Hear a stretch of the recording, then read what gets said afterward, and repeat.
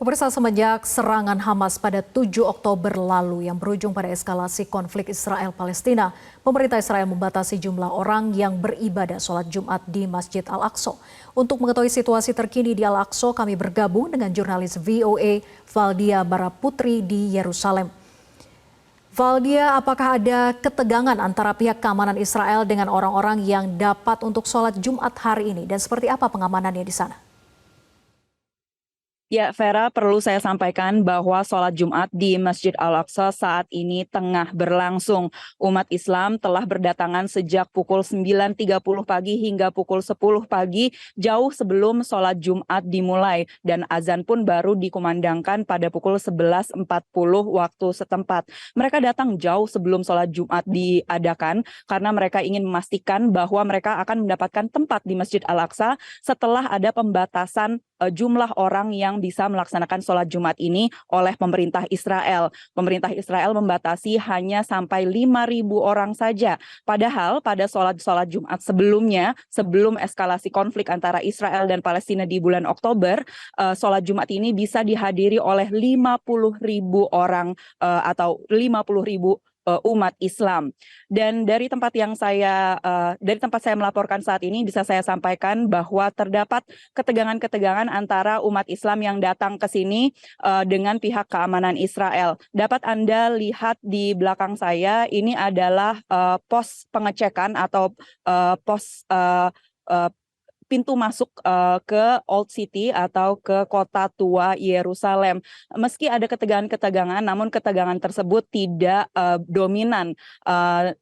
Orang-orang saya lihat dibawa masuk ke pos yang dapat Anda lihat di belakang saya ini untuk diperiksa. Kemudian ada beberapa orang yang tidak diperbolehkan masuk dan ada juga beberapa orang yang dipisahkan dari kelompok mereka, dari kelompok yang datang bersama mereka. Kemudian dari tempat saya melaporkan ini bisa saja situasinya berbeda dengan pintu-pintu masuk ke kompleks Masjid Al-Aqsa yang lainnya.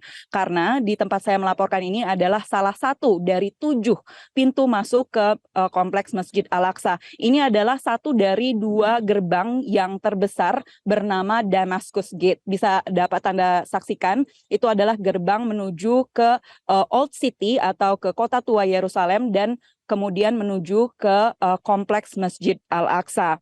Dan kami kemarin sempat memasuki kompleks Masjid Al-Aqsa dan dapat kami pastikan bahwa menurut pengamatan kami kemarin bahwa pihak keamanan Israel ini hanya sampai ke gerbang sebelum pintu masuk Al-Aqsa.